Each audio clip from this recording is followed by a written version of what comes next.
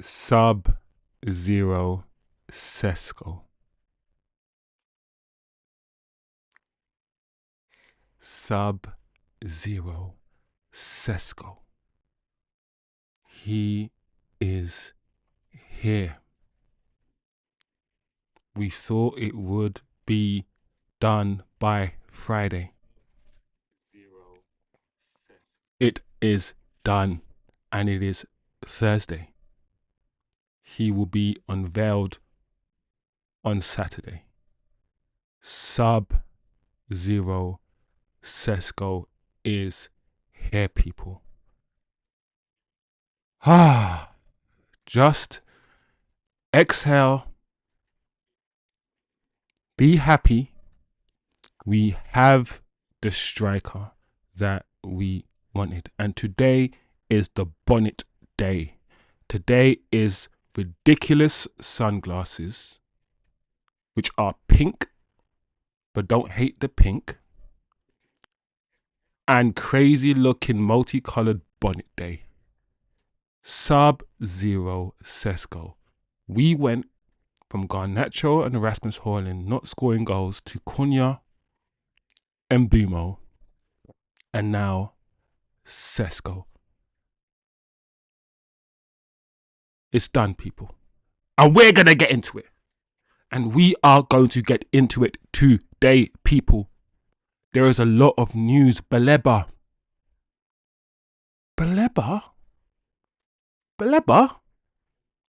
Who thought, after finishing 15th at the end of the season, Manchester United, this Man United that we saw all last season, would even be anywhere near a Carlos Baleba? What's happening right now at Manchester United is different, people. It's different. We're going to get into the details. We're going to get into the stories, people. But Man United fans, Manchester United fans, Sub-Zero Sesko. Don't let anybody try to tell you not to be happy, yeah? Don't let anybody, after the season that we've had, tell you not to celebrate, even if you did not want this striker. We sat Newcastle down. This is Arsenal's main striker target that we have taken now. We took him from Newcastle. Mbumo, we took him from all the other clubs that wanted to sign him. Same as Cunha. Don't let anyone tell you that Manchester United no longer have a pool. The rival fans are melting down. How comes Man United can spend all of this money? How come all of these players are going to Man United? How comes PSR and how comes Man United are spending all this money? Listen, when you hear the rival fans start to cry, that's when you know we are coming back, people. We are coming back. And I told you, when Man United become competent again, I'm going to be unbearable. I warned you lot. But nobody want to listen. I told you Sesko will be done by the weekend, people. Nobody wanted to listen. I told you about Mbumo. My guy told you about Mbumo. And guess what? I know a little something about Baleba.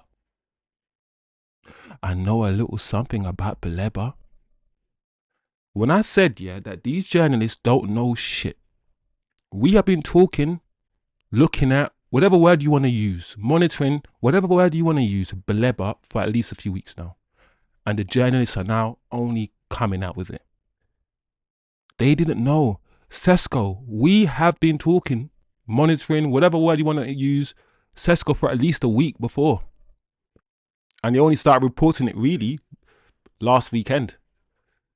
These journalists, Man United, yeah, Manchester United this summer are moving a little bit like Metal Gear Solid.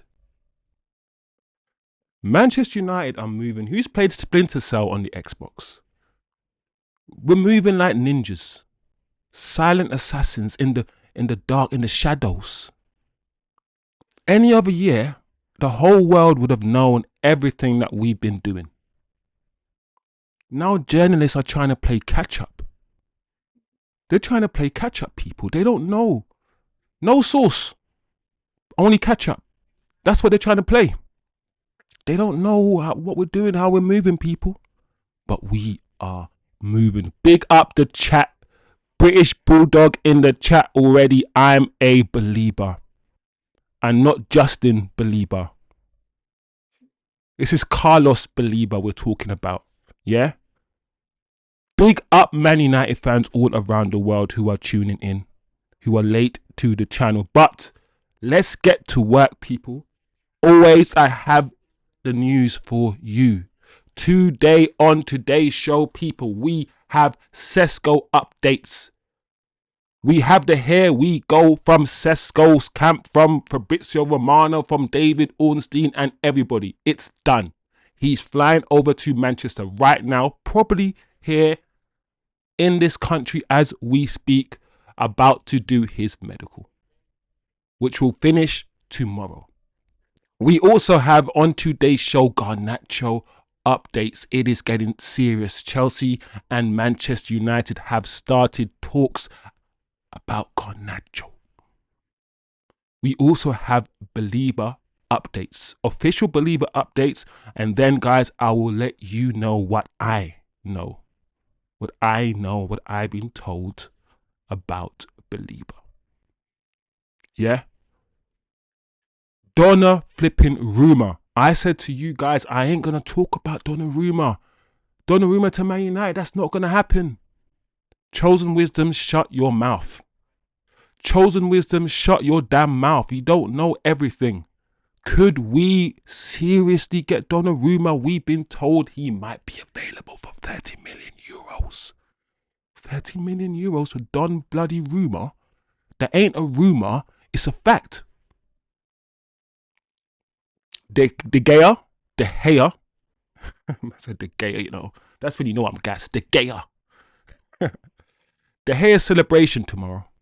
He will be, or should I say Saturday, he will be presented for his time here, or presented something for his time at the club. So there will be a presentation for David De Gea on Saturday at Old Trafford. And today, we will go back to that lineup builder and we will build our team. I remember doing a lineup builder with you guys in the chat. And you guys were saying to me, don't put Sesko in. Don't put Mbumo in. We ain't going to get him. Guess what? I am gassed. Chat. I hope you are gassed. I hope the helium is inside your body and you are floating away. I want to see my chat in the sky next to all the UFOs. All those little mad objects and balloons that Russia and China are finding. I want you guys to be up there. Hi, after this session, guess what I'm going to do? I'm going to roll, build it, and reach there with you when I smoke it. When I smoketh it. That's what's going to happen. That's what's going to happen. Sub-Zero Sesko, people. Left foot, right foot. Close control, bring others into play. Speed. 6'5". Looking like he's got Bambi legs. Looking like he wears stilts.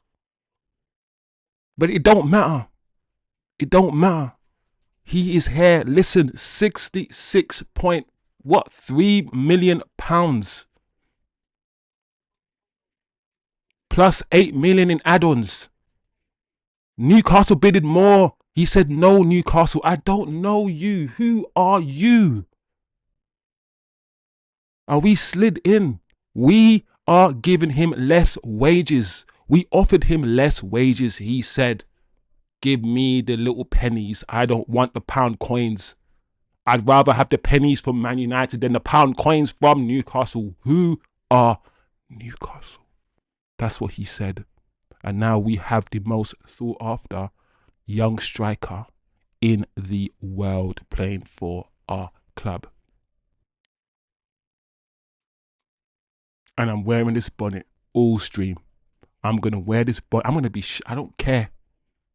These pink glasses that are for women, I'm going to wear it. Because I'm secure, not only with myself, but I'm secure in the fact that we are moving mad. Wilcox, Vivell, listen, we got to give Ineos, yeah? We got to listen a little bit of, praise. Because we get at Ineos. We get at them. At their necks. But right now, they must be wearing a neck warmer. Because right now, I just want to hug them. Let's get into it, guys. Let's get into it. That was your intro. That is your intro. This is Bonnet Thursdays. That's what this is. Eddie, British Bulldog, big up yourself. T Kizzle, for shizzle. No, I ain't going to say that. Because you thought I was going to say man, man, no, TK. No. TK said, it's at Christmas Day yet again, my peeps. This is Christmas Day. And I feel like one of the wise men. Yeah? Big up yourself, TK. Big up the channel. Big up the chat. British Bulldog. The smoking session will commence off stream. I do not want to get banned by YouTube. Yeah? Please. Eddie says part of the deal was a Leipzig friendly next pre-season that would confirm them more money. Yes, I also read about that, Eddie. We gonna talk about it. British Bulldog, all you need is an oversized clock around your neck and hide with rap videos. Flavor Flav, you know what I'm saying? Oi, Sesko looks like Sesko looks exactly what TK says. A thoroughbred. Listen, nobody's gonna henchman out, Sesko. Eddie's like, Rasmus is still hanging on for his dear life. We're going to talk about Rasmus, Eddie. Rasmus can hang on. Like I said, Rasmus can hang on all he wants. We have to be Scar in this. He can be the Mufasa and he can be hanging off like the Lion King. But we have to take the role of Scar. We have to be the ops and we have to tell Mufasa, long live the king, dash him off the thing and move on. Yeah.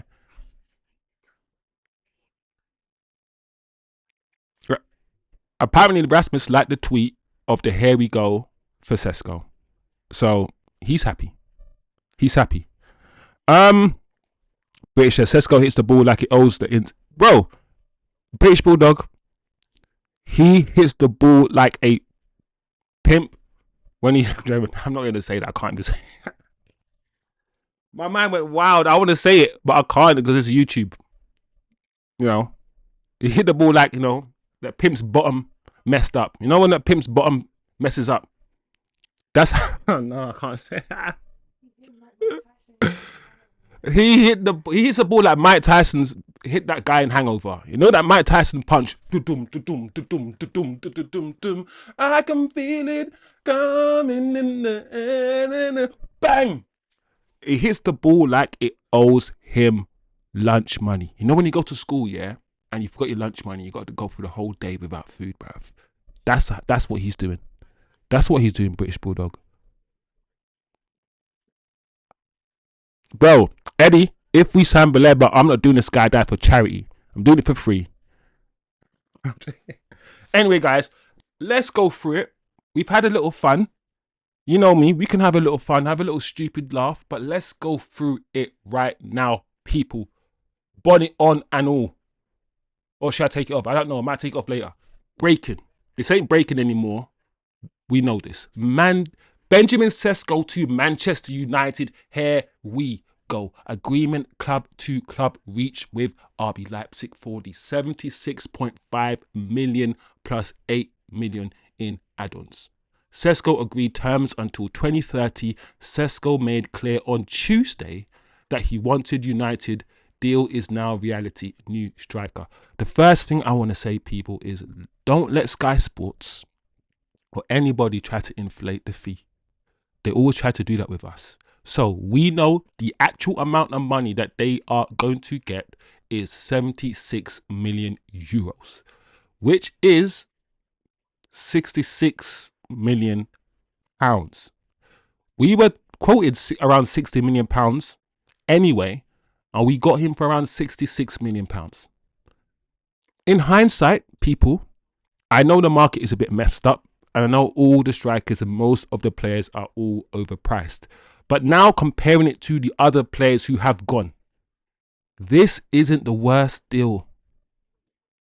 This isn't the worst deal considering Newcastle bidded more. We've got him for less. I'll be interested to find out what the installments are. But this is a good deal, people. This is a good deal. 5-year deal signed. Let's go to the next quote. Manchester United. This is David Ornstein. Strike agreement in principle with RB Leipzig to sign Benjamin Sesko. I don't know how many times or if I'm going to keep up the Sesko. It's hard to remember to do that. Sesko. But I will try.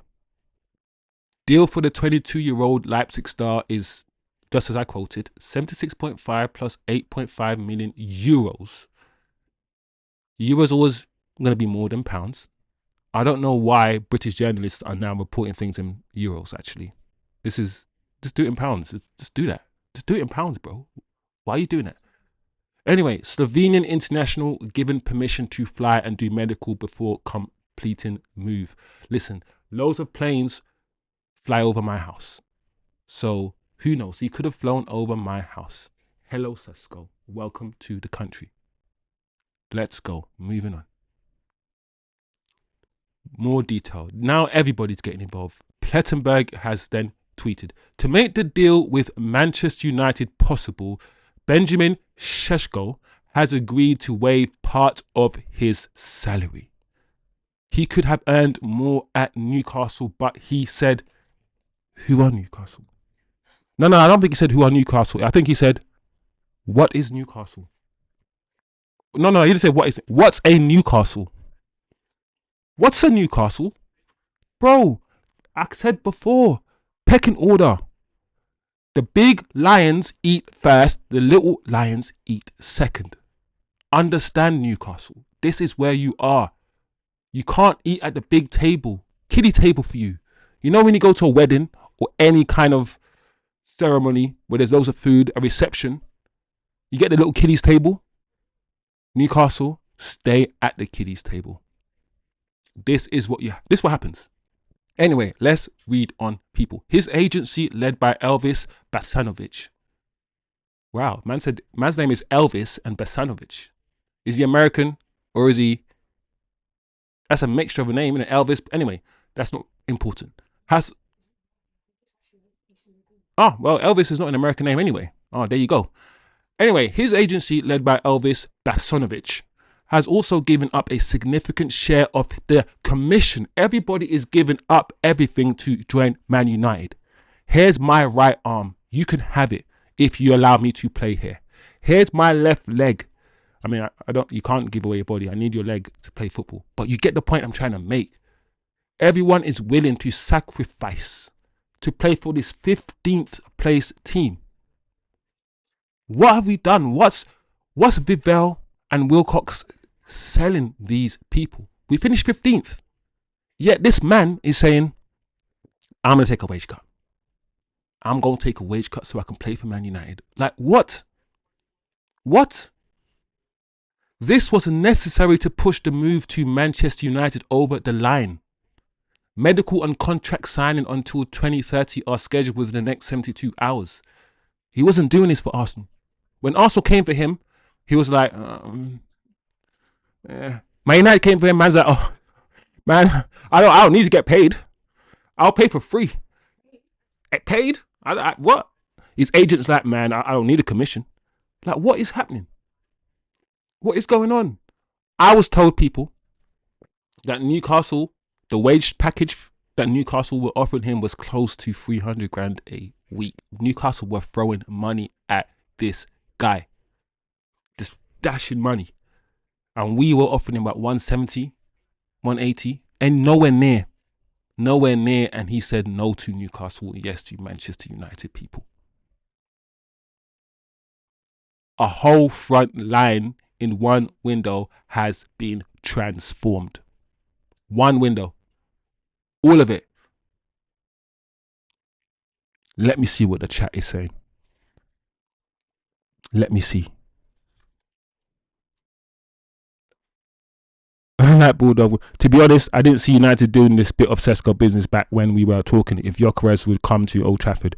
I'm starting to believe that our target was Sesko all along. TK, we're going to talk about it, but I have my theories. We never bid for Gyökeres, TK. Ever. We were only asking questions and talking. I have my theories. I have my theories. He is, people, let's get it right. He is the first Slovenian to ever play for Manchester United. So my Slovenians, if I ever get a Slovenian in my chat, big up your damn self. Welcome to the theatre of fucking dreams. Yeah. Eddie Black says Bayern have made inquiries about Nicholas Jackson in the past few hours. Bayern gathered information on his current status, price and condition. Newcastle are seriously interested. My gosh, Eddie. Eddie, are you saying Newcastle might miss out on Jackson? Another target. Another player. Newcastle? I don't know what happened, man. The richest club, arguably, definitely in the UK, maybe in the world. But this is why when someone in the chat yesterday was saying that the Saudis are going to get mad and start doing some madness, I got scared. You can't reject the Saudis like this over and over and over again. They're going to do something mad. A brown envelope will be passed to somebody. After the summer that Newcastle have had, there will be a brown envelope passed to somebody from Newcastle. I don't know who is going to receive it. I don't know what's going to happen after that person receives it or what they're going to do, but something has to happen. The Saudis of Newcastle are not going to allow this window. They're not going to have it. TK says if Newcastle are interested in Jackson, they will miss out on him. It's like a curse. Exactly what TK said. Now a keeper. Yes. Listen, I'm happy with the men's, but if we can Donnarumma, bro, nobody expected it. Nobody expected this summer. When is Newcastle? How is Newcastle, TK? How is Newcastle? Well, no, yo. TK says this is the United pitch to each target. We will get Cunha and Bumo, Sesko, Leon, Baleba and Lemens. Donna, are you in? Bro, TK, at the end of the day, if you are seeing Man United proper move on business, I said last year it was all about the defence. When we got nothing but defenders, in my head I was thinking, okay, Ineos are doing defenders this year and then they'll do attackers next year. That was in my head, right? That's what it looks like. You get your flipping Lenny Euros, you get your flipping Mazrawis, you get your Dillits, you get your defence. Your first year, you come in. Second year, you get your attack. Third year, you get your midfield. Maybe. I might be biased, but Sesko's better. Bro, British Bulldog, sometimes it's okay to be shameless. Sesko's the best striker in the world now. Do you not understand this?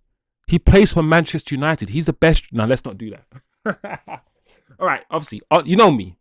I will be gassed and I will joke around, yeah? But when it comes to it, I will be objective. That kind of stuff is the reason why people like Rashford and Garnacho exist. We just do too much. But it's okay. I'm a little channel. I'm a small channel, so it's okay for me to be silly and for me to be gassed. British Bulldog says, surprising they spend 300 million, but no one of these old players got... Yeah, but not one of his old players got... True, got weird. Good point, British Bulldog. Good point. Anyway, back to the actual subjects at hand. It's important to understand where we are. Fabrizio also is coming out saying, understand Manchester United are planning internally to unveil Benjamin Sesko at Old Trafford on Saturday. What did I say to you guys? I gave you guys a timeline yesterday. Before all of this came out, I told the chat, the timeline. I said, medical finished by Friday, hopefully being unveiled by Saturday. I said this on this show yesterday. And look, people, look, people, look. I'm dumb. Hey, anyway, he's arrived tonight. Medical and signature on Friday, unveiling on Saturday. Boom, bam. Thank you, ma'am. Next one. There is my guy. You only smile like that when you sign for Man United. Look at this guy. Look at this guy. On the plane, private jet. Do you know what I got told? I also got told that the private jet, was called, scheduled, whatever word you want to use, well before the deal was even finalized. It was booked before we got here we go. The private jet was just there. Like Sesko Sesko didn't need to take a pay cut. And also the pay cut, let's talk about the pay cut thing quickly. You don't take a pay cut, if you're not even getting paid that money anyway. I appreciate that you chose to play for Man United, who are offering you a lower salary, but technically it's not a pay cut you took. You're still going to be paid more. You're getting paid now. You're just going to work for somebody who will pay you less than the competition. If you can call it a pay cut if you want, but technically no. But another thing I was going to say is this. This guy is impatient. This guy wants to get it done now. This guy could fly out tomorrow. He said, no, I'm doing it today. I'm doing it now. Get it done. Boom, bam. The eagerness, of Sesko is what also making me happy. Yes, you took a few days to decide. But I don't think he was taking a few days to decide.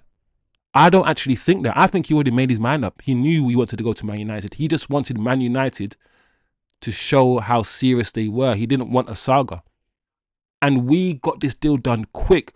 That is why also I'm happy, guys. It wasn't no 1 year and a day like we spent for Mbumo. Obviously, it wasn't really a year, but you get my point. The Mbumo deal dragged. This deal, we got told Man United bidded on Monday. By Thursday, here we go. Monday, we bid. Thursday, here we go. That's how we have to move. Yeah. And also, don't forget, guys, like I said before, all of these guys, all of these journalists, they're late. We flew out a week before to speak. We have been working on this, and I'll talk about Baleba soon, and the Baleba deal for a while. These journalists don't know shit. If you listen to all the Baleba news that's coming out, it's all like they spoke to them a week ago. And so if we spoke to Baleba a week ago, why didn't you report on it then? Why didn't you report on it then? You don't know shit. Some of us know more. I know some stuff, guys, and we're going to talk about Baleba. It's the reason why I'm gassed, guys. I've been told some shizzle. And you're going to want to know what I know. What I know. So, bonnet Thursday, pink sunglasses Thursday. Every time we make a signing, I'm going to look like this. I wish I had some stupid wig, some dumb... I don't care. It's time to have fun, people. Don't take yourself too seriously, yeah? Don't take yourself too seriously. Philippe Hins. I'm going to call you Philippe, even though your name is Philip, yeah? Philippe. RB Leipzig and Manchester United have additionally agreed on a joint friendly match in Leipzig as part of the Sesko transfer, which is what you guys said in the chat. The friendly will generate around 1.5 to 2 million for Leipzig. They have also secured a sell-on clause on any future transfer surplus.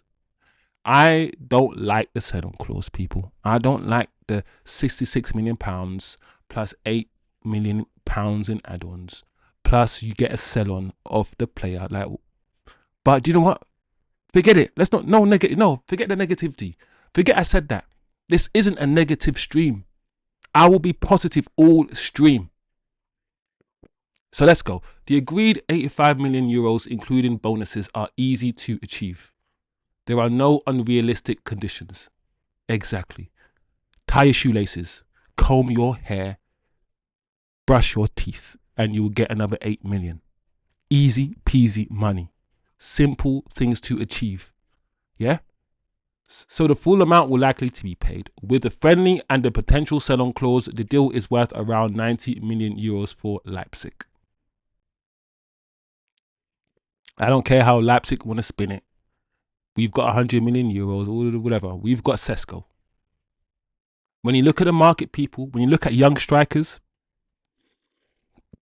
there isn't a lot. There isn't a lot. Let me see the chat before we move on. British Bulldog, big up British Bulldog.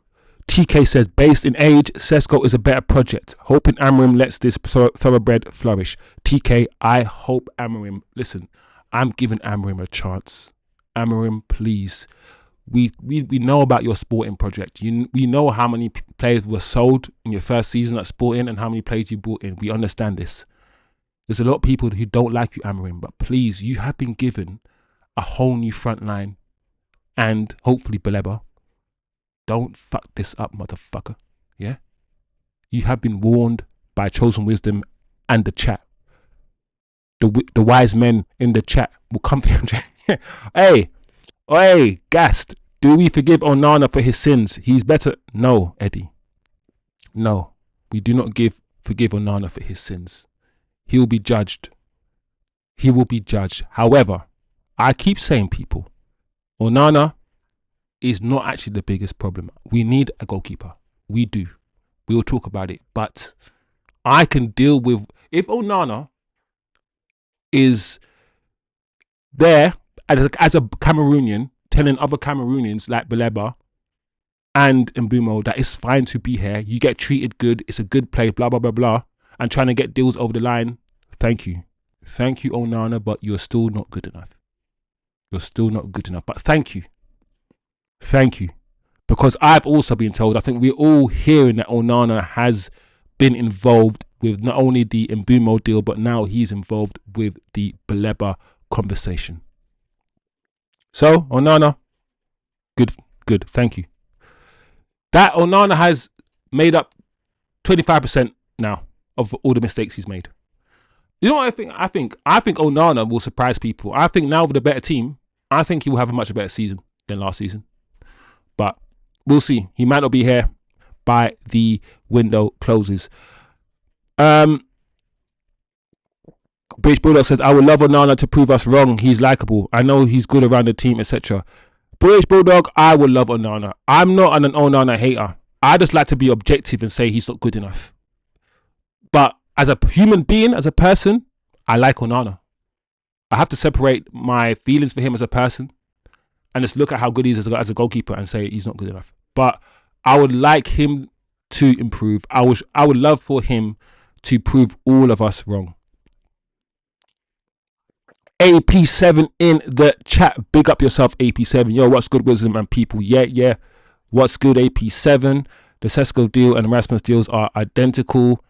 Yep, this would be Sesko. The wrong song I heard him say. Hey, you wear what you want. We won't clown you. Listen, I'm here to be clowned. Like, I understand YouTube. If you put your face out there, yeah, expect the praise, but also expect the opposite too. Expect it. It's the world we live in. I put myself out there, so I understand. My chat is my chat. If you guys clown me, I know you're clowning me out of love. You know what I'm saying? It's all good. AP7, love the breakdown videos you did the other day. I hope for more of those. I actually watched it. I usually get bored with AP. Big up yourself. Love for that, my guy, bro. Like, I'm not gonna lie, AP, I like those videos the most. It reminds me of my job. I'm always staring at screens, looking at data, analyzing stuff. So I love to analyze football, bro, and break it down. So those are probably videos that I prefer just as much as these ones. I love these videos, but I love the tactical breakdown, guys. I love that stuff. I'm gonna say it. We win the league this season. British Bulldog. if you said that last week, and I almost banned you from the channel. But now, you know what it is about British Bulldog, yeah? He converts me sometimes. Now I'm like, do you know what? Say it with your chest again, British Bulldog. Type it again and say it with your chest, bro. We're gonna win the league. TK said, I like how you bring us news, your thoughts and analysis, then come back into the chat and interact. Great channel, serious. Bro, respect. Respect for that. It means a lot to me. Anyway, guys, let's go. What if Onana turns into Onana? I like Inter Onana, you know. Inter Onana sounds like a phrase. It's a good phrase. Inter Onana. Bro, the thing is, we've seen everybody except Onana. And everyone we've seen, we're kind of like giving another chance to almost. Even Højlund, we're like, oh, Højlund looks okay. Who knows? With a better defense, with a better attack, more goals scored, Onana might just be under the radars. He will be more under the radar. He won't be in your face. And if he does make a mistake, you'll hear Cunha scores, then you hear, and then it will be 3-1 to Man United. So his mistake won't be so detrimental. Does that make sense, people? So I don't think goalkeepers improve the way that outfield players improve. However, I hope that this season he's quieter, he's silenter, he goes under the radar a little bit. We talk about the attacking players and how good we are attacking wise, and so we don't need to complain about Onana. That's the best circumstance for Onana. Just shush. Just do all the normal stuff. Of course, if someone bangs in the top corner, there's nothing you can do. Don't make no mistakes. Go under the radar this year. Don't come out and say everything's... Because what Onana does a lot, yeah, he takes responsibility. He says, everything's my fault. I take responsibility. Bro, you can't take responsibility for everything. Chill the F out. That's what I want from Onana. That's what I want. British Bulldog says, seriously, I like the chat, the views you have and how you give them this channel will grow and grow. Y'all get me emotional. Oh, you guys, man. You guys, man, come on, man. It's okay for guys to cry, man. Come on. This is a channel, yeah, where men can come and laugh, get angry, cuss out the Glazers and Ineos, and also cry. Sometimes, yeah, good things make you cry too. Yeah? Good things make you cry. Sometimes you just, all that emotion, you need to go somewhere. Right? So, big up the chat, bro. Big up the chat. All right. And Onana got a great song. Yeah, he does. TK, yeah, Wiz is more likable than other creators too. Oh, all right. So you guys just stop now. I don't like this stuff. You should relax yourself. No way, man's getting compliments. You're like, nah, chill, you lot, man. Give me a slap. Don't be compliment me, make me feel awkward, bro. You know what I'm saying? I need some tough love, man, not some real love. No, I'm joking. I'm playing. No, I'm playing. I'm only kidding. Don't make me pull up in the bubble car. Man United's data analysts of Brian and Bumo indicate they have signed the closest thing to Mo Salah. A lot of people are comparing Mbumo to Mo Salah. Listen, we know on this channel, right? Because we're smart. Mbumo is not the most aesthetically. That word is it's an annoying word to say. Aesthetically pleasing on the eye. Yeah, he's like Mo Salah. But he will score goals. He'll do what he needs to do.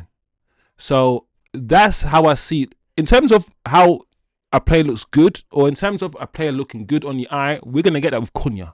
Cunha is smooth with it.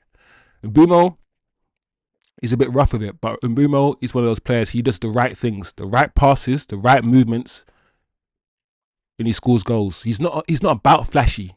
He's not about stepovers. He's not about all of that, Mbumo. He is inevitable. That's what Salah is, inevitable. And that's what I think Mbumo could be for us. So, yeah, people, Sesko is here.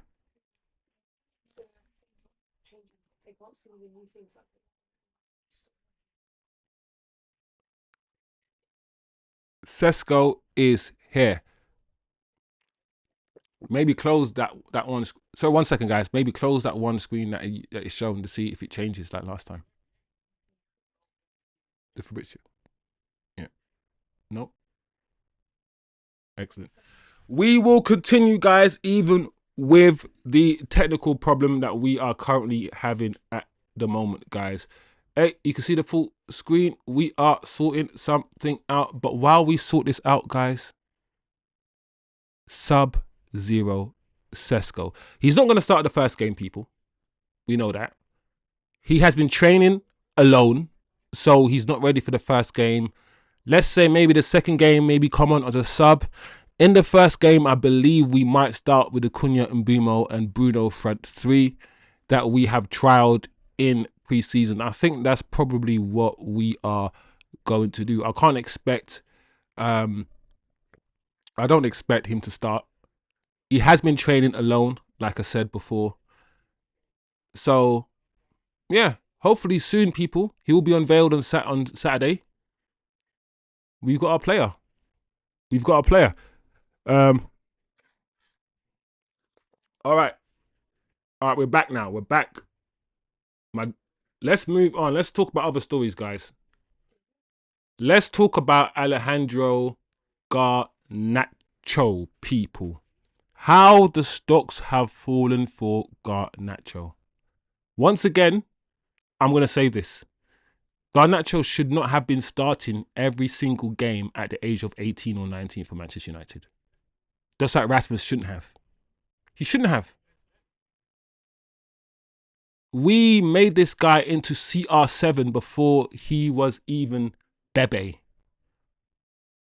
Like, this guy's not even Welbeck. Listen, I'm not even disrespecting Welbeck. Welbeck is a baller.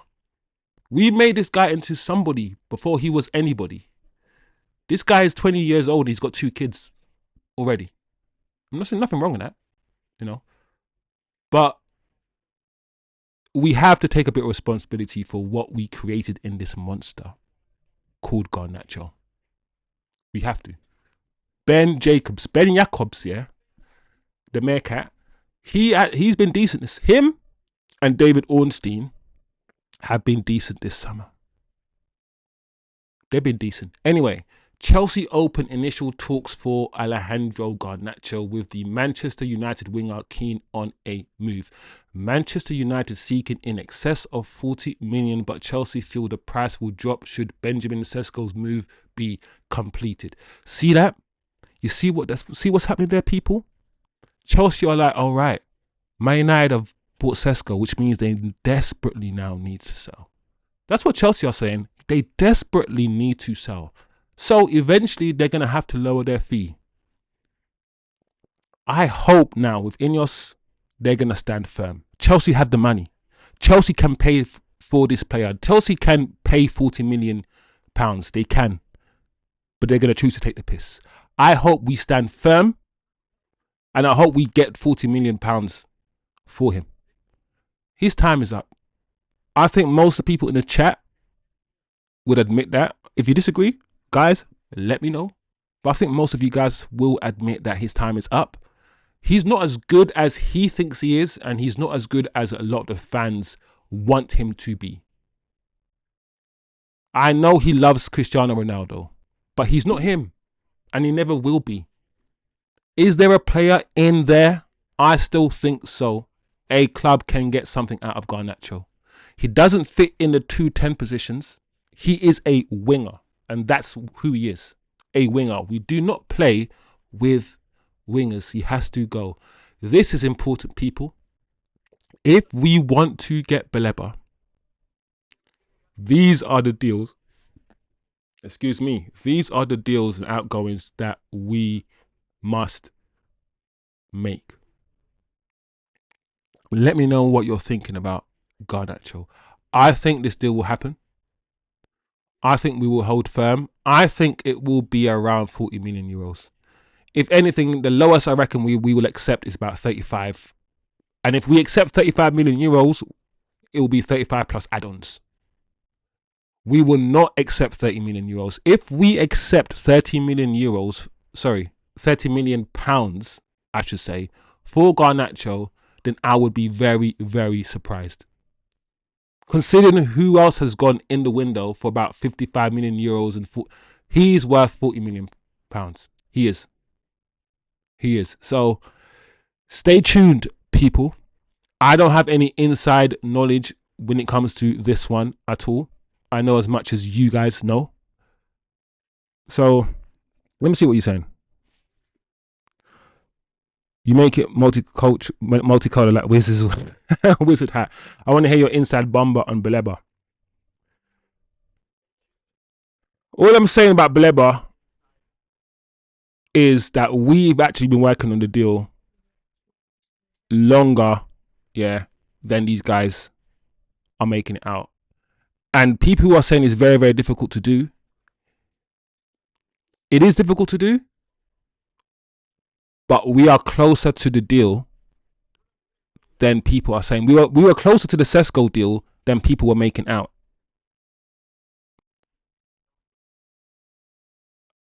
The Baleba deal, could very, very, very well get done. It's not like only a 10% chance it will get done. No, it's not even that low. It's not that low, people. We have been looking at this player, I've been told, all summer. All summer we've been looking at this player. Any news that's coming out with regards to Baleba saying, oh, Man United have only just contacted this team and Baleba is only just... You have to... Everyone's going to report that to you guys. Yeah? Everyone's going to report that to you guys. We've spoken to Baleba a long time ago. Weeks and weeks and weeks ago. That is the thing. My guy told me this thing is the big thing United have been working on. When they say certain things depends on outgoing, not Mbeumo, not Cunha, not even Sesko. This is the one that might depend on the outgoings. And if we get some money in for these players, it will happen. I am quietly confident. I think listen, there's no certainty in life. No certainty in life, but from what I know and how I feel, there's every chance this still happens, guys. Every chance. And if it happens, this transforms our midfield. I have been crying out for an all-action midfielder for time. When we got Ugarte, I was like, really? Ugarte, but this guy with the technicality, the skill of Pogba, the tenacity and drive of Caicedo, bro, Baleba is fake. He's fake. If we get this player, you know when I said there's nobody who could marshal that sort of central midfield area by themselves, really. Not the way Amrin plays it. And I'm not saying Baleba could do it, but he's one of the players who's the closest to being able to do it. Listen, Bruno, you can wander. You can drift away. You can run to the left wing and you can leave this. Because Baleba, think about Baleba, nobody gets past Baleba. Listen, this is the deal, that will get me gas. If you think I'm wearing this flipping multicolored hat and these dumb, stupid pink glasses for Sesko, bro, I'm gonna turn my clothes inside out for a Baleba. Are you mad? Baleba. Listen, I understand that if Man United want to get Baleba next summer, this summer is for the attackers, next summer is for the midfielders. Next summer, Arsenal, Liverpool, all these guys are going to be sniffing around. Next summer, he's going to be worth more. It is the best case scenario we get this guy. This guy is only 21 years old. If we get him, and he's not going to have loads of injuries, we've got a midfielder for 10 years, bro. It's worth it. If they want 100 million euros, give them 100 million. Are you crazy, people? Let me read quickly what the update is.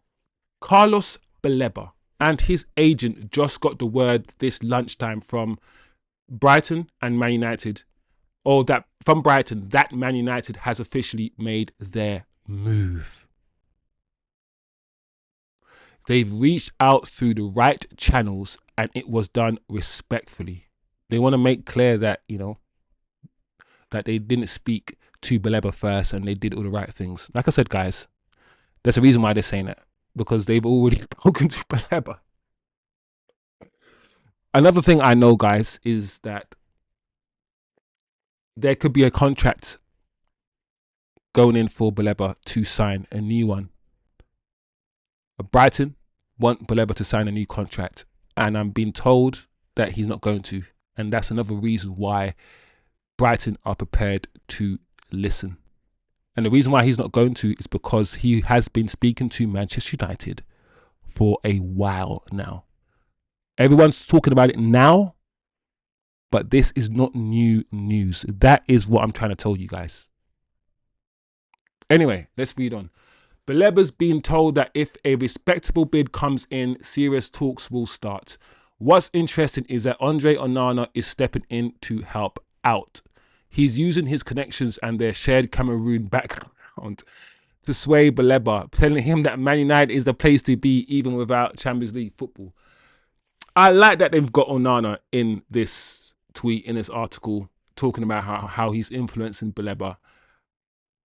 That's good. I don't think, even if we didn't have Onana, I think we can still get Baleba. I don't want to overstate Onana's influence, right? Let's not overstate it. But let's also appreciate that he has a little bit. Even if it's at 1%, even if Baleba's sitting there and he's like, Onana plays for Cameroon, my national team, and I'm a very good friend of his, as Mbumo, and I want to go and play with my Cameroonian international. Bro, why wouldn't you? Me, as a British, or me as a Jamaican, if I had 3 Jamaicans that I knew at work at another employer, I'd be like, oh, Chris, Sean and Bob work there. They're my really good friends. They're from Yard. They're from Kingston. A Kingston I'm from. I go work for them. It makes sense. So let's not overstate, but let's also appreciate that, you know, Onana has a little tiny role to play in this situation. So listen, guys. Also, Indy Kalia news, big up Indy Kalia. Because people try and take the piss, yeah? And Indy Kalia has been first when it comes to a lot of things Man United related. Anyway, let's see the chat quickly. Illuminis, yellow, TK. You guys are funny. You make it more colder. Let me see. Yeah, read that already. Wiz rock your neck side to side. We got Stevie Wonder. You know the ones. Why not, bro? Why not? Back in the day, Stevie Wonder did an actual ad for a gaming system. The caption was, if I could see, this is what I'd play. What's this? Hey, TK, drop the gaming system. I need to see the ad, bro. You can't leave a chat like that, bro. What ad was it? Find the ad on YouTube and put the link in the chat. Garnacho also held back Rasmus' development. Homie never passed him. Good point. Good point, TK. Man was doing the most, yeah. And Rasmus, you know, but TK, why does Rasmus always have to fight the post? Like, this guy, yeah, if you do not get the ball and you think you should get the ball, Rasmus, don't fight the post. Don't kick it. Don't punch it. Like, he's always fighting the post, bro, when he doesn't get the ball. Rasmus is like he's a crackhead. The front line is exciting. TK says Elanga should be the example we use to Chelsea for Garnacho. Right? Exactly, TK. Also, imagine Elanga right now playing for Man United as a wing back. Let me just leave that for the chat. Imagine Elanga right now in the system, but as a wing back. Ooh. Ooh. Ew, he would be cold. So Brighton known about the Baleba deal for a long time. Yeah, I think Brighton understood that Baleba wasn't going to sign a new contract. I think Brighton want Baleba to sign a new contract with a new release clause on it. Right? And then do a mad bidding war next year for him. We've unsettled him, Eddie, is essentially what I'm trying to say. We've spoken to him a long time. He's not, his head's already turned. And we scouted him from last season. And his Cameroonian brethrens, yeah. And we're not talking about any minor guys. We're talking about Onana and Mbumo. Yeah, they play for Man United. His head's turned, bro. He's unsettled. We've spoken to him a long time. So right now, what I'm trying to say is, it's just about the fee. Can we get this money? Can Garnacho fuck off? Can Højlund and whoever needs to go give us our money so we can do something? This deal might happen in the next 2 weeks. I would pay 100. Listen, if they told me he's worth 110, I'll even give 110, 120. I'll give it. I'll give it. Jerome mother effing Woods. Wisdom. What are you telling me, bro? Jerome, the dreads are hiding under the multicolored bonnet because today is Sesko Day, bro. And I'm a bonnet believer. I'm a bonnet believer, and the dreads are under the bonnet, just like the eyes are behind the shades. Bro, today we got Sesko. Here we go, Sub-Zero. No, man, we have to take the celebration away from Palmer. Palmer, you're not allowed to have this celebration. Only Sub-Zero Sesko can do this. When he scores the first banger with his right foot, smack into top corner. Oh yeah, but Sub-Zero's like, what? Scorpion's like, get over here. And Sub-Zero's like, anyway, I digress. No Champions League ball, just one league, a game a week, a cup game, and here and there, team building lunches and days out, working smarter, not harder, earning more for less. Bro, put up Sub-Zero on the thing right now. Anyway, as you can see, guys, this is what I'm saying. When I told you yesterday, yeah, when Brighton came out with their chat yesterday, what did Brighton say? Brighton will never say no one is for sale. Brighton says things like, we plan not to sell him. We plan to keep. Bro, these Brighton know. Brighton know. This deal is on, people. Again.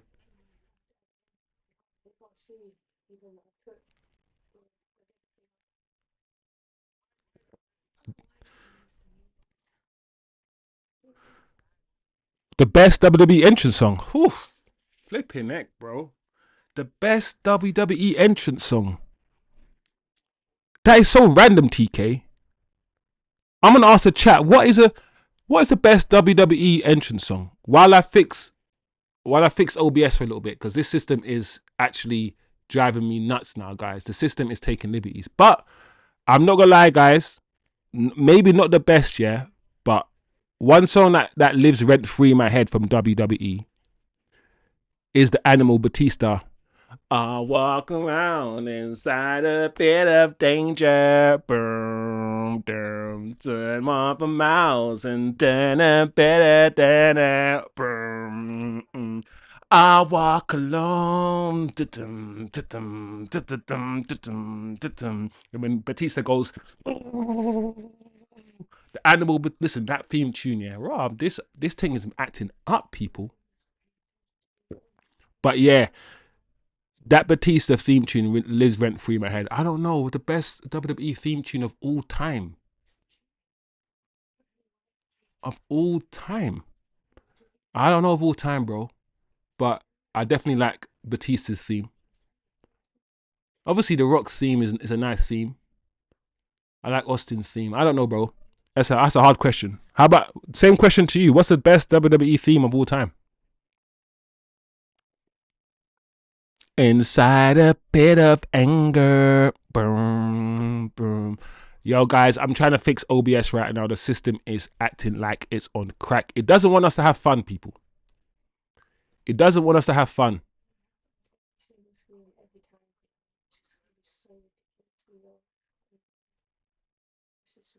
It doesn't want us to have fun. And it's trying to ruin our stream, but we ain't going to have that, people. We're going to keep it moving. So, like I said, I put it on the screen manually because the system is acting a fool. But Baleba, 104 million. The actual tweet itself. Yep. So Brighton have set an asking price for 104 million for clubs wanting to pursue a deal for Carlos Baleba.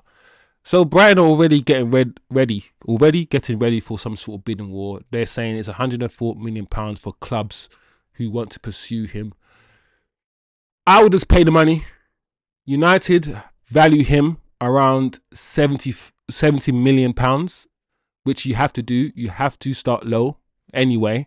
So United are going to come in and say, listen, we'll give you 70. They're going to say no. And then slowly we're going to creep up. I can see it 90 plus 10. I reckon we can get this player for 90 plus 10. Minimum 80 plus 15.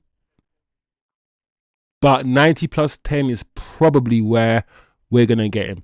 TK says, Triple H, the game for me.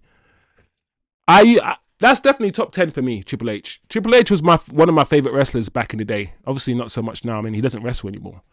But he's changed his music. I prefer the original, not the it's time to play the game. That one's all right, but I prefer the one he had before that. Yeah, I prefer the theme tune you had before that one. But yeah, Triple H, his entrance, the whole spitting of the water, all of that, man, all of that. But yeah, guys, that is Baleba. I think, put this way, guys, if you were told, oh look, like it now, isn't it?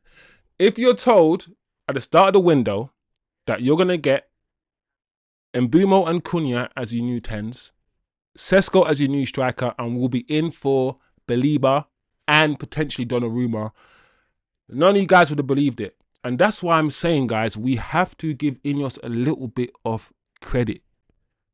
They're moving in silence. They're moving like I said before, Metal Gear Solid, Splinter Cell.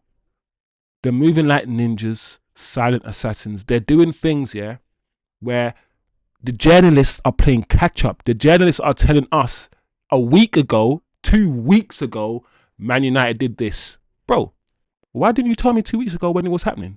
You didn't know shit. No more leaks. The journalists get told when Man United are ready to tell them. You know when we're ready to let you know. If I'm on the phone to somebody asking how much this player will cost, there's no reason for Fabrizio to find out. Think about it. Let's say you're Jason Wilcox and you pick up your phone and you call the equivalent person at Brighton and you said, hi, it's Jason at Manchester United. How are you? Excellent. I'm well, thank you. So I'm calling to inquire about the availability of one of your players. Yeah, certainly, sure. Baleba, Carlos Baleba. I'm calling to find out if he's for sale potentially, and why. What's the reason after that call ends? What's the reason that someone like Fabrizio then tweets, Man United are in contact? Bro, why is this? No, shush. You know when we're ready to tell you. No one's leaking nothing to you. These journalists they're struggling this summer when it comes to Man United. With regards to some things, not everything.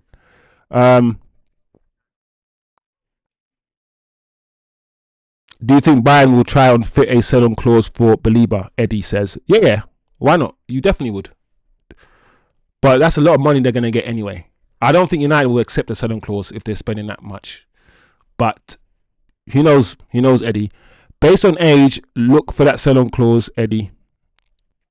Yeah, Brian, you would try to do that because he's only 21. He will try for sure, but I hope I hope Man United do not accept the sell-on clause. Anyway, Donnarumma, people. Donnarumma. They're no longer rumours. We could look at this goalkeeper. Donnarumma will not be offered a new contract at PSG. He could stay there for 1 more year or he could leave now. PSG won't accept anything below 30 million euros. Chat, let me know what you're saying about Donnarumma. I have, once again, mixed feelings. I think, yeah, Donnarumma can pull out more amazing saves than Onana. Of course he can. We've seen how he can pull out the craziest, most amazing saves. At the same time, I remember some of the mistakes he made against Liverpool. He made some bozo errors in the Champions League, and he's not error free. No goalkeeper is error free. No footballer on this planet is error free. I know that. But if you are wanting a goalkeeper that doesn't make loads of mistakes, just because Donnarumma makes amazing saves, it doesn't also mean he doesn't make loads of mistakes too. And I just want to manage people's expectation that Donnarumma, if we do get him, he will concede a goal or two for being stupid. He's not very good with his feet. He's not very good with his feet, and that's another reason why PSG are not interested in renewing his contract that eagerly. So I will get him. He's better than Onana, but just like Martinez, I want a new goalkeeper that's not tainted. I want a new goalkeeper that no one knows, an up and coming one that we can. The same thing that we did with De Gea, where we can grow him, develop him for the Premier League, and he'll be a beast. I still take Donnarumma, but yeah, I don't know what you guys are saying. You guys will probably think differently to me, and that's fine. The chat will probably tell me to no chosen. You've got it wrong. You've got it wrong. But I don't know, guys. Let me know what you're saying about Donnarumma. And Eddie says, I heard Baleba was being paid shillings whilst putting all that. Yeah, Baleba's on like 20. Baleba's on pennies, bro. That's why this deal, in terms of personal terms with Baleba, it will be a very easy deal to do. Listen, guys, he's already agreed. He hasn't signed anything, but we've already spoken to him, and he's already said yes. That is what you guys need to understand right now. That is why I'm sitting like this. That's not going to be an issue. Personal terms. He's on pennies. Listen, this guy doesn't even know who Brighton is. He's playing for Brighton, but he's from Cameroon, bro. What does anybody in Cameroon know about Brighton FC? Think about that. You're in Cameroon. What do you know about Brighton Football Club? Get the hell out of there, bro. This guy is coming to Manchester United, people. Remember I said that. I'll be surprised. Listen, I'm getting to the point where I'll be surprised now if he doesn't come.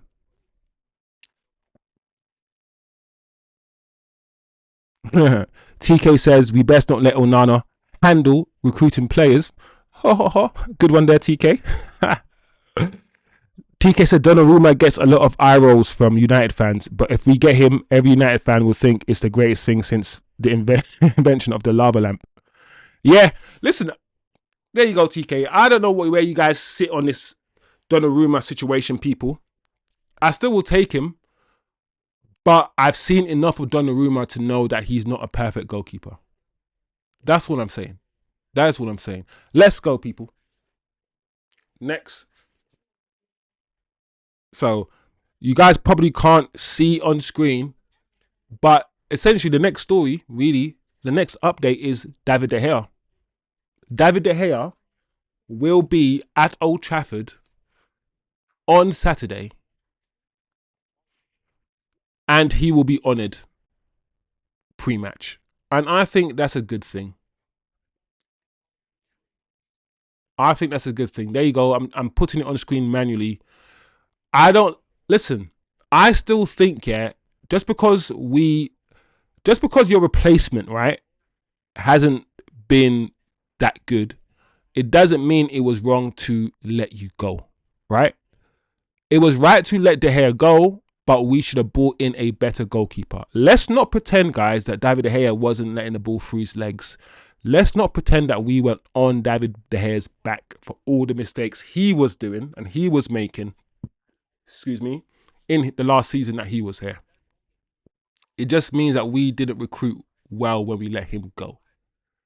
I also think that after the time he spent here, for what he's achieved, what he's won, he should have got a better send-off and potentially got treated better.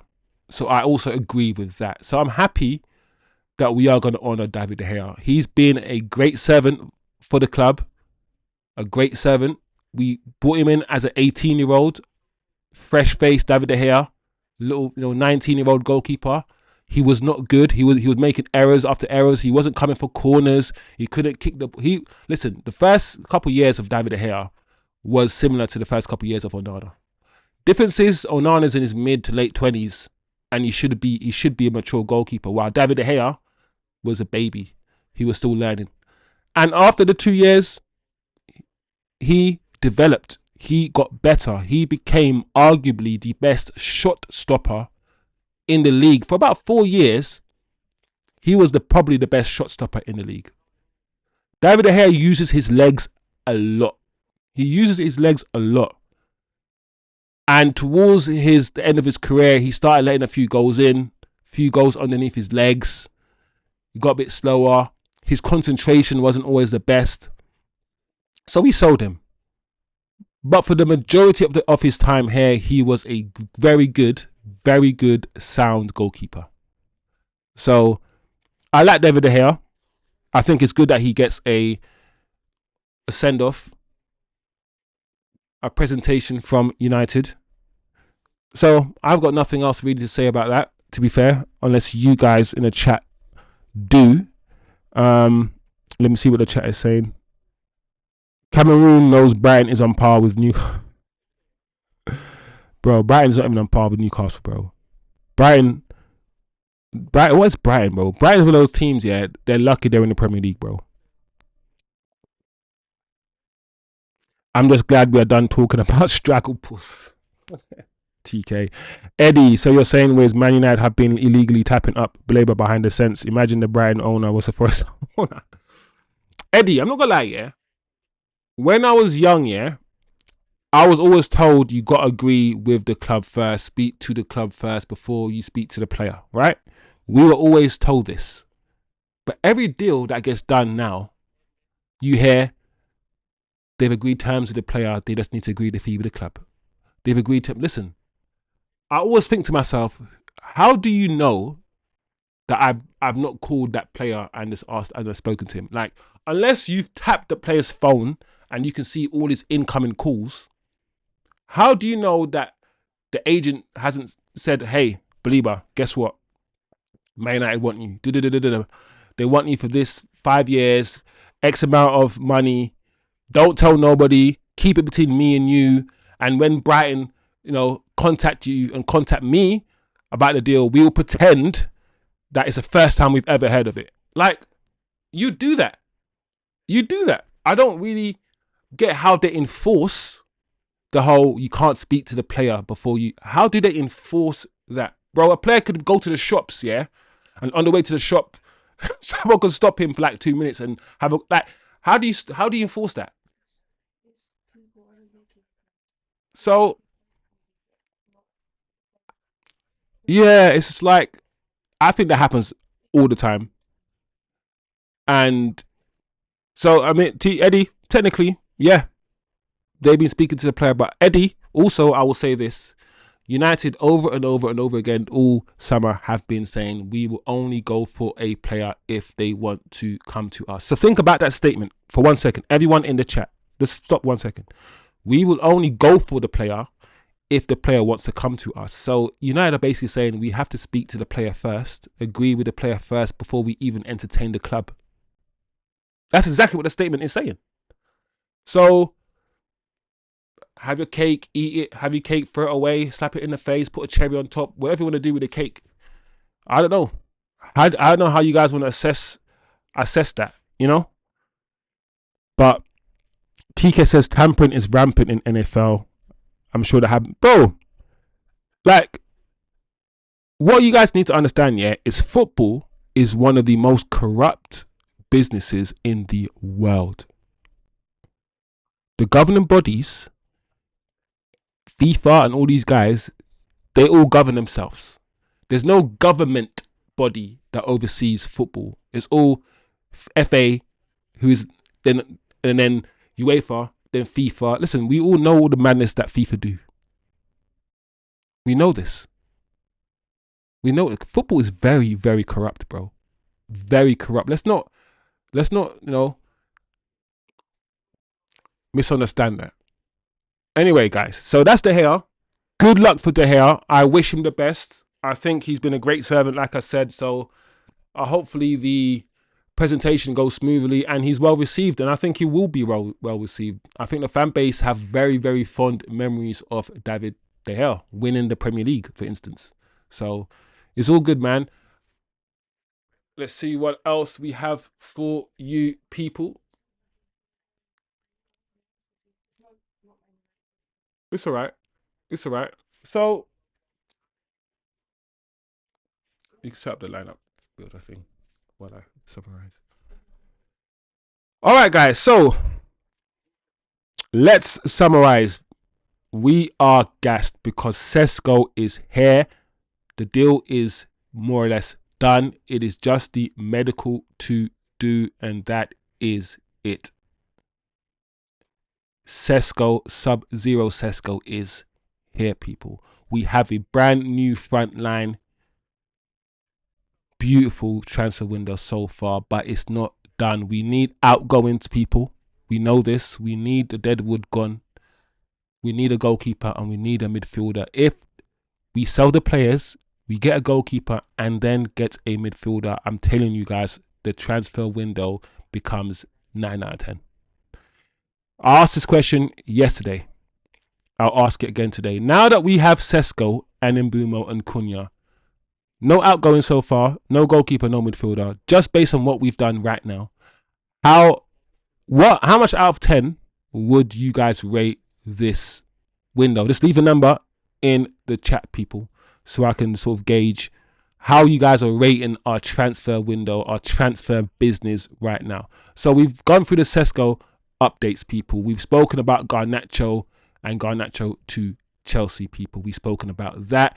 We've spoken about Baleba. I've given you a bit more information. I hope I've given you guys a bit more information than what's already out there, based on some of the details that I've been told. Based on what I've been told, I'm optimistic. I don't know if the deal will definitely happen. I don't know if the player will definitely come, but I am optimistic about this deal. I love Baleba. I am a believer. I think he's what we want, what we need desperately in the midfield. The manager keeps talking about dynamism. You can't be more dynamic right now than Baleba. Donnarumma updates. Are we going to get Donnarumma? The price for Donnarumma is similar to the price for Lemens, about 20-30 million euros. Is it going to be out of Lemens and Donnarumma? David De Gea celebration. And of course, let's go and build our team, people. Let's build our team. Not news. It isn't news, but there's rumors, disgruntled people, I guess, talking about the fact, and I want to ask the chat this question as well. What do you guys think about the fact that Ineos spent the whole season going, you're fired, you're fired, you're fired, you're fired? Hundreds and hundreds of members of staff being fired. And we're spending 180, 190, 200 million pounds on players. What do you guys think about that? Do you care? As a fan of the football club that wants to see the football club do its best and succeed, I'm not too concerned. But as a human being, it's not nice to see people lose their jobs, right? It's not nice to see people lose their jobs. But if you losing your job has resulted in us buying Sesko, thank you for your service and thank you for your sacrifice. Thank you for your sacrifice. Thank you for your sacrifice. TK's rating the window 6.5. Hey, TK, you're supposed to be a bit pessimistic, bro. 6.5 is high, but I like it. Listen, right now it's a 6 for me. Right now it's around 6. Once we get a few outgoings, I'm gonna put it up to about 6.57. If we get Baleba, I'm gonna make it 8, 9. And if we get a goalkeeper, 10 out of 10. 10 out of 10. So guys, Let's get gassed. Let's get gassed. This is the lineup. Let's make what I believe, yeah, is Manchester United's probably best team given the players we currently have at our disposal. So let's start at the back. I know Sesko's already there, but we'll start at the goalkeeper. And we'll dash Onana in there. For now, people. We'll dash Onana in there for now, but it could be by the end of the window, Donnarumma. We will, and this is what I believe the best lineup, we will put Lenny Euro on the left of the centre-back. Yeah?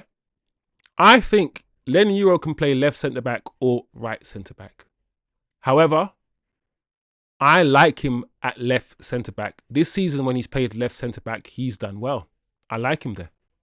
He drives forward. And Amrim wants the two defenders, the right centre-back and the left centre-back, to be ball passers. If you watch the game against Everton, Lenny Euro was tasked to drive the ball forward into the strikers, into the midfielders. Exactly. So that's Lenny. We'll put De Ligt as centre-back.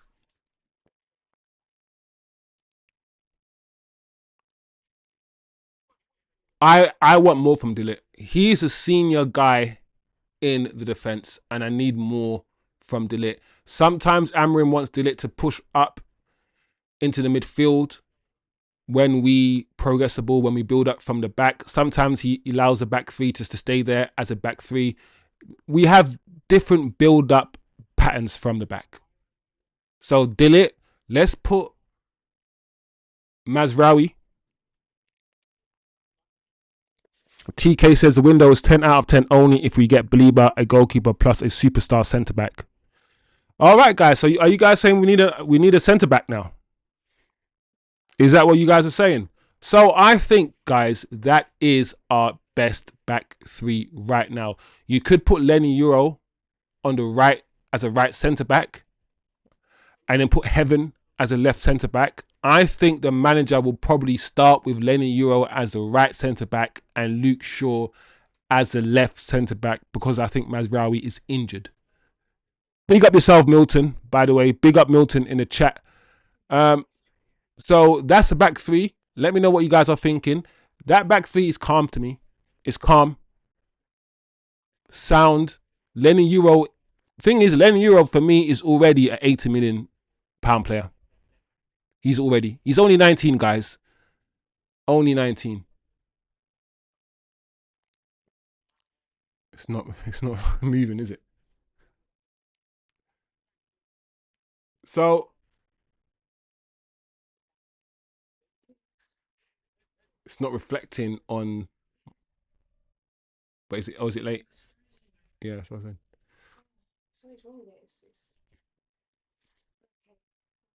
TK says seeing Onana back there is giving him PTSD. That's funny. OBS is taking liberties, man. It's not allowing us to have fun, people. My computer's acting foolish. But we will persevere. We will persevere. So like I said, that back three, I think is calm. All of them have a bit of pace, have a bit of height, and I think we need height in the team because we got Mbumos, we got Amads, we got Dorgus, we got a couple short people. So we need our back three to be 6 foot. I'm not quite sure if Mazraoui is 6 foot, but I think they're tall enough. So let's put this back on screen if we can. Let's see if this is going to allow us to build and not freeze, because everything is freezing today, people. But we will persevere. So let's go in the midfield. We will do Amad on the right, of course, and Dorgu on the left. Amad Diallo and Dorgu. Listen, Dorgu is going to surprise a lot of people. He's already surprising many people in pre-season. This Dorgu was somebody everyone was trying to write off.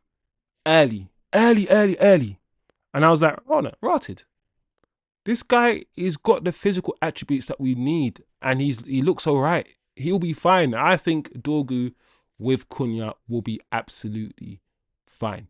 So Dorgu, good preseason. I expect more from him. Ahmad, we know what Ahmad can do. Ahmad's not perfect, but Ahmad is so technically sound. Ahmad could play there or in the 10 position.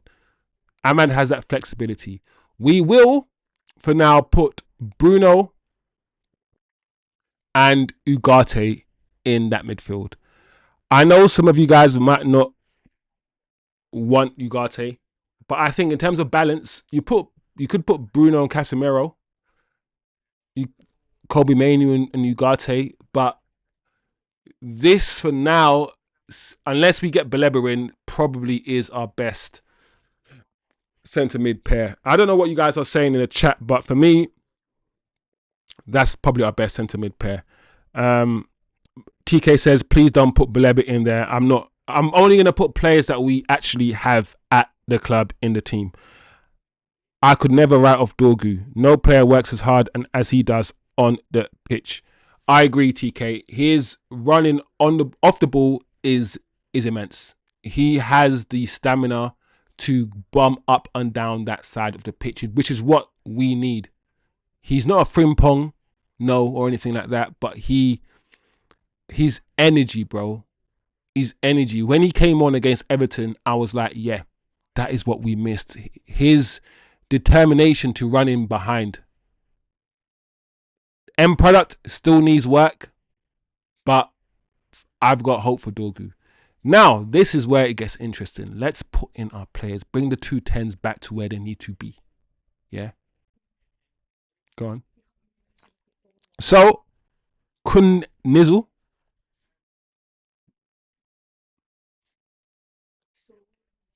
Nizzle still. Why is Cunha still got the Wolves thing? Fix up, man. We have Mbumo.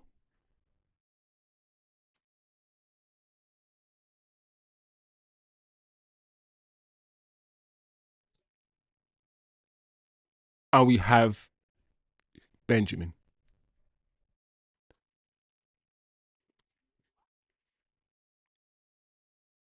I'm sorry, guys. I'm sorry. That's a decent team. Does that team finish in the top 6?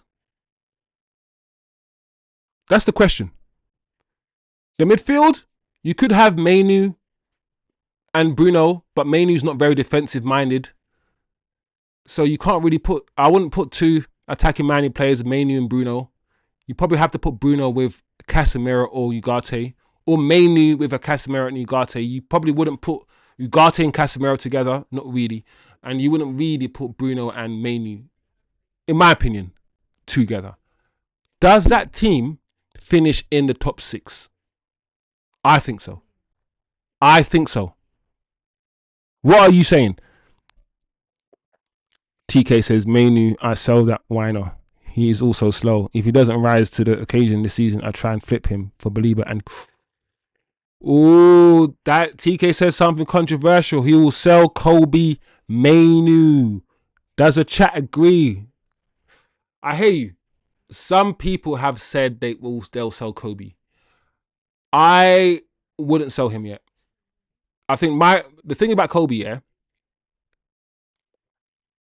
The thing about Kobe, oh, it's frozen. The screen is frozen again, guys. This is not the best behaved stream.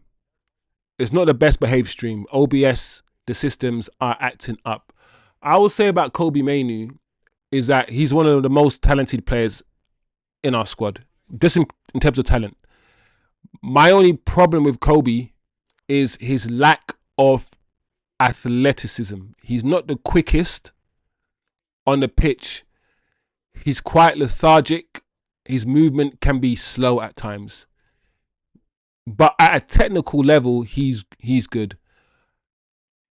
Tell you what it is, because he's so young, because he's only 19, I don't want to sell him. I don't know what Kobe could become.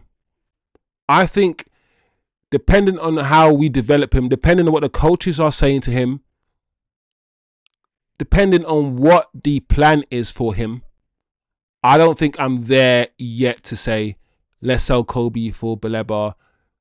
Because who knows? Listen, I think Kobe and Baleba could be a decent midfield pair.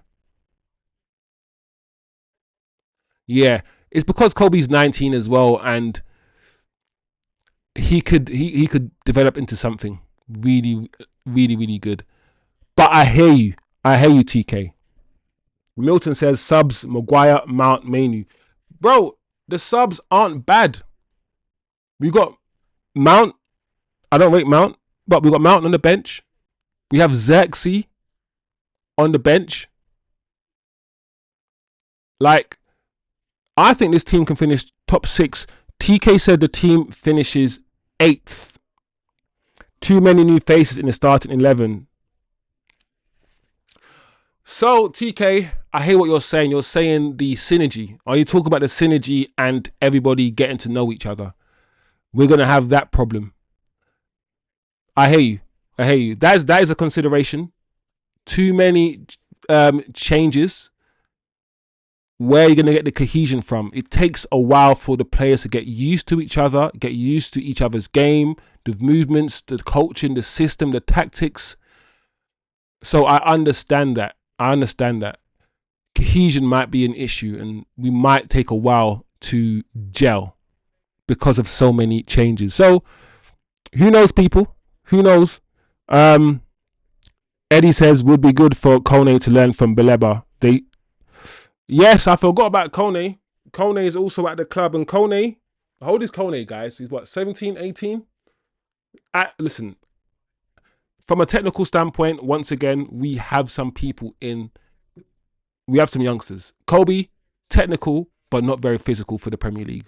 Kone, at this moment of time, technical, but not ready for the Premier League. Garnacho, physically, I don't think he's strong. Garnacho spends a lot of time on the grass. Now that we have Vivell and Wilcox, I know the physical profile of the players that we have will start to change. It will start to change. And it is already. Baleba, Baleba, if we get him. Mbumo, Cunha, Sesko. These guys are not guys to be easily pushed around. We need to get footballers that are technically great, but are not easily pushed around. Who are quick, dynamic, as the manager keeps saying. TK says, if Kobe is so talented, why is he not a regular starter over Casemiro or Ugarte? He needs to step up this year, period. Last try. TK is making me laugh, bro. I hear what you're saying about Kobe.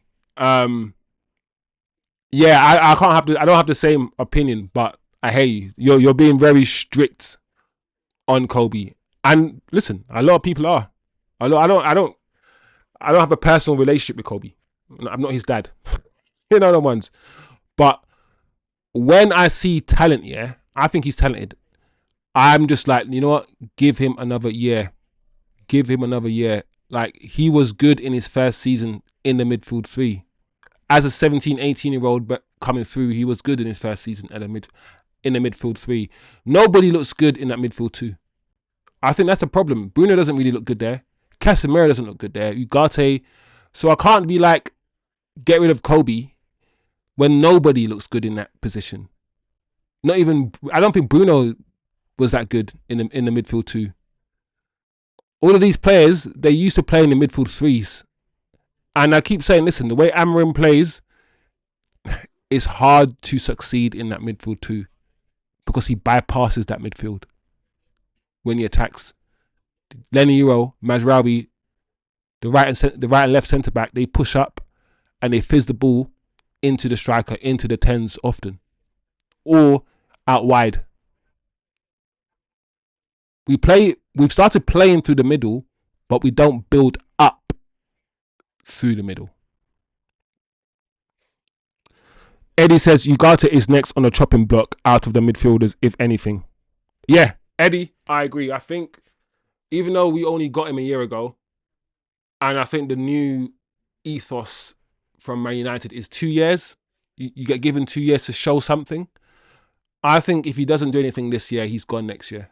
I mean, I think he's gone next year anyway, personally. And Casemiro, I think his contract. So Casemiro is gone next year anyway. Ugarte will probably go next year as well. So if we get Baleba in this year, we might not even need to go in and get a DM next year. We might not even need to. Milton says super sub Casemiro and Xerxes. TK says, what I'm saying is that our midfield lineup isn't hard to crack. Kobe should be the man if... No, I hear you, TK. I hear you. Kobe needs to be more dynamic, I think. He's not dynamic enough to play in that midfield. He is Kobe between the lines, put your foot over the ball, short passes. He's that sort of player. He's not that midfield animal that, because like I keep saying, to play in that midfield, you need to be a beast. You need to be a Caicedo. You need to be one of those, a Baleba. That's what you need to be, and Kobe's not that. But just because he's not that, it doesn't mean he's not good. I just don't think he's going to be the best in that double pivot position. But at the same time, he doesn't fit really in the 10 position. So I hate what you're saying, TK. Who knows, TK? This might be, because I think United are going to be more ruthless.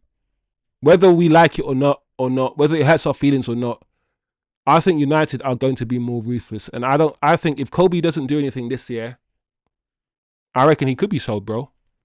I reckon he could be sold. And people are just going to have to deal with it because, listen, if you're not good enough, let's move on. We shouldn't tie ourselves to players. Simple as that. So I hear you. I hear what the chat is saying, people. But the thing about that front three, Xerxes can come in and play in any one of those 10 positions or up front.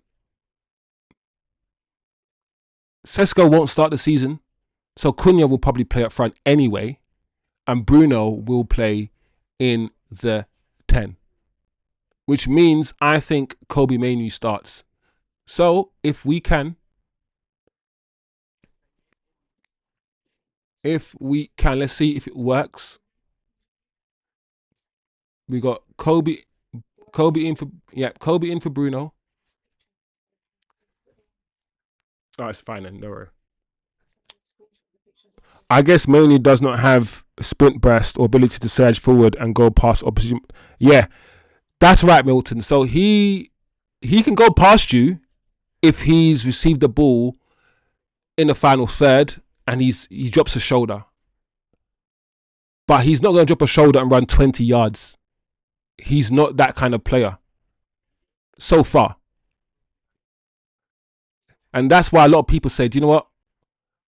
In the youth system, Kobe was a 10 / playing on the left. He played on the left a lot. And that's the reason why Kobe Mainoo, if you watch him play, guys, he drifts over to the left-hand side a lot.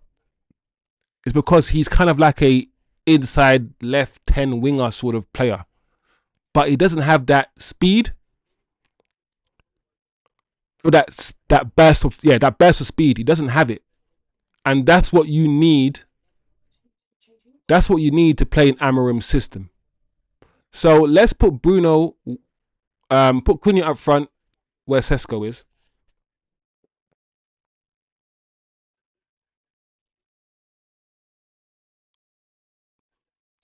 Then put Bruno where Sesko is.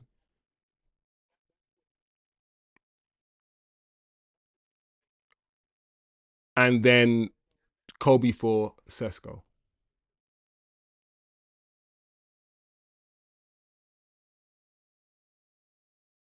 Yeah. I think this is how we're going to start the season, people. And then we're going to do Lenny over to the right, and then Luke Shaw for Mazraoui. I would be surprised, people, if we do not start the season like this. I wouldn't start the season like this. I wouldn't play Luke Shaw.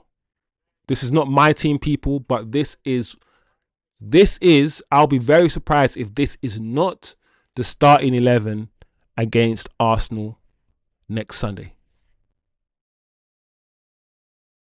very, very surprised if this is not the starting 11. Let me know what you guys think. This is not my 11, like I said. It's just the 11 I think the manager will play.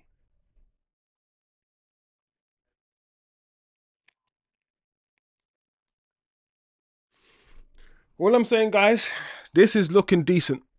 This is looking decent. Get me Baleba, and I'm even happier.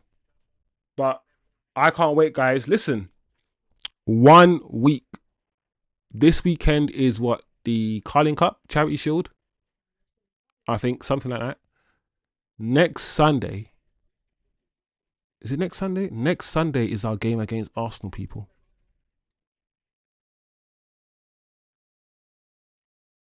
Carling Cup. Community Shield, Charity Shield.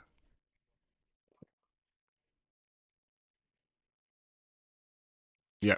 So we have the Community Shield this Sunday, Liverpool against Crystal Palace. And then the Sunday after is Manchester United against Arsenal, people. This is it. This is it. I'm not scared of Arsenal. I'm not scared of Arsenal at all. I think at home, under the lights at Old Trafford, I think we can beat them. I actually think we will beat them. The more I think about it, the more I watch Arsenal in pre-season,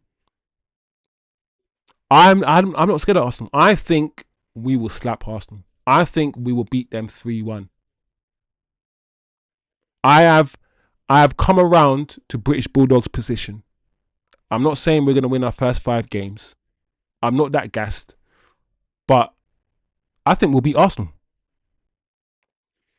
TK says that's a 10th place 11. Yeah, I mean, this 11 isn't the greatest, for sure. Like, it isn't. And some of these players are not fully fit. Even Mbumo, we've seen Mbumo, he's not fully fit. He's not the sharpest. Some of his touches went astray against Everton. But he'll get there. He'll get there. Milton says, I wonder if it's too soon to put in Sesko. Milton, Sesko has been training by himself. So he hasn't been training with the Leipzig team. And everyone knows when you train by yourself, it's not really. I mean, what is training by yourself, bro? Like, it's not really training. So I can imagine Sesko is further behind than Mbumo is. He's not going to start again. I'll be very, very surprised if Sesko starts against Arsenal. Gyökeres might start. There's plenty of time for Gyökeres to get up to speed. But I don't know about Sesko. I don't think he will start. I really don't. I hope so. I really hope so, but I just don't think so, people. Milton says Arsenal were very disappointing against Villarreal. Bro, the thing about Arsenal, yeah, and I keep saying this, Arteta is very, very rigid. He's very controlling in the way he plays. He sucks the life out of Arsenal's attack. Sucks it. And I keep saying this to Arsenal fans. You have been playing, yeah, with a false 9 in Havertz for a while. You guys know how to play with this guy. Havertz moves around, drops deep, links to play, whatever.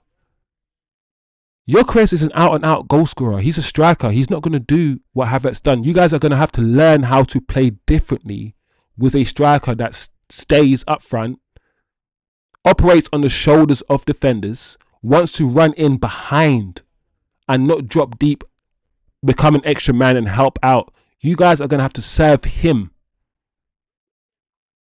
You guys are going to have to find a whole different way of playing now. And that adaptation period, how do they adapt?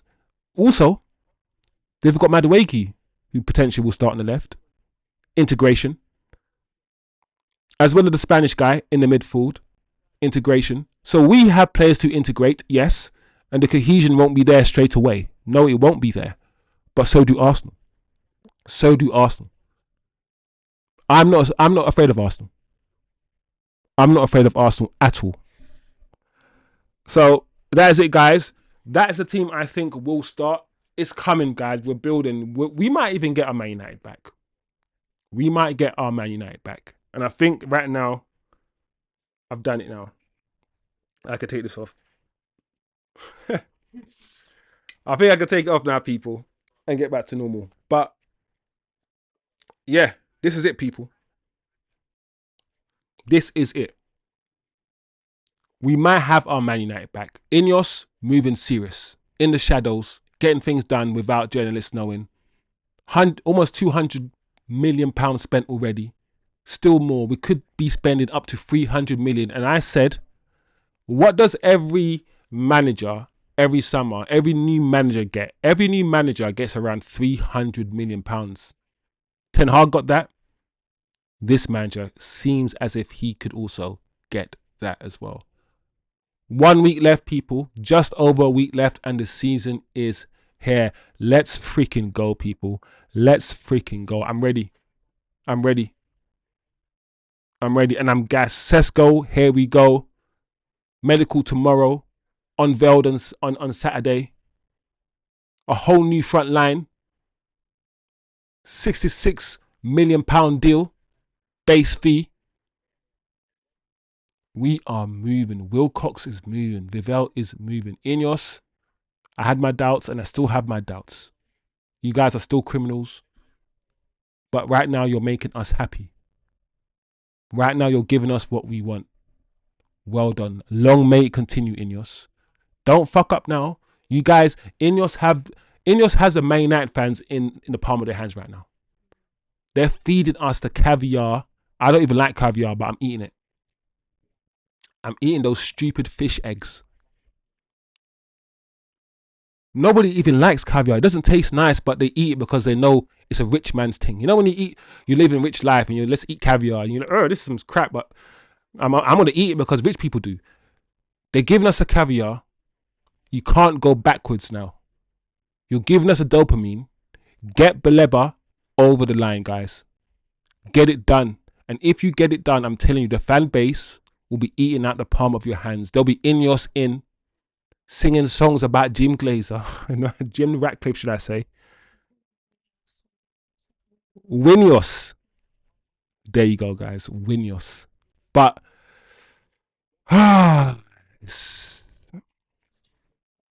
let me check the chat before I roll out tonight. It's 9 o'clock.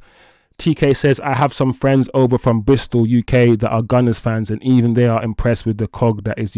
Listen, everybody is surprised with how we are moving. Even Man United fans are surprised with how we are moving.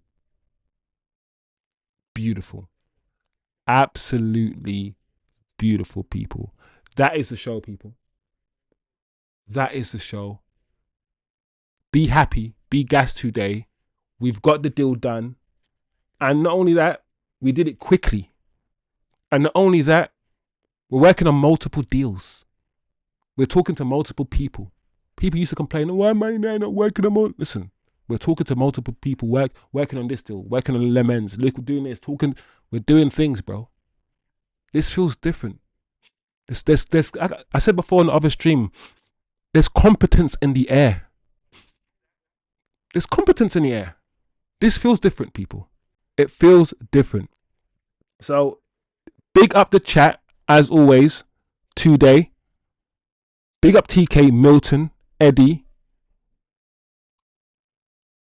British Bulldog, as always. AP. Big up the whole chat and the community, man. Oh, to Whistler. What about me? What about me? No, I'm playing, man. That sounds lovely, man. I'm jealous. I'm jealous. But yeah, man, it's been a lovely show, TK. Lovely show, people. What else to say, man? I don't know. I'm gassed out, bro. I'm gassed out, people. Big up yourselves. Have a great evening. We'll be back probably tomorrow. I might do a show during the day. I might do something tomorrow crazy, like go live during the day and go live for like 4 hours or something. I don't know, guys, but I'll have another show tomorrow around the same time. Look out for the notifications. YouTube try to act foolish. They try. So look out for notifications. Smash the like. Only 8 likes, people. It's a bit lower than usual. Today's streams have been a bit lower numbers than usual, but sometimes it happens. You go up and down, peaks and troughs. We keep it moving. We keep going. We keep persevering. We keep pushing, because I think this channel is decent, and I think this channel's got something. It just needs to be seen by more people. I think the content we have, a lot of it is better than some of the content that's out there. I honestly do. It just needs to be seen by more people. Sesko is in Manchester, says Milton. Before we go, let's see if there's any more updates. As we always do, let's see if there's any more updates for us to get gassed about before we leave. There you go. Sky has reported that Benjamin Sesko has arrived in the UK 45 minutes ago. Yep, Sesko is here. Ben Jacobs is, yeah, that's old news. Okay. Apart from that, I don't see anything else really to talk about. So you guys have a great evening, guys. Big up yourselves. Look after yourself. Remember, it's easier to love than it is to hate. And I'll see the chat and everyone next time.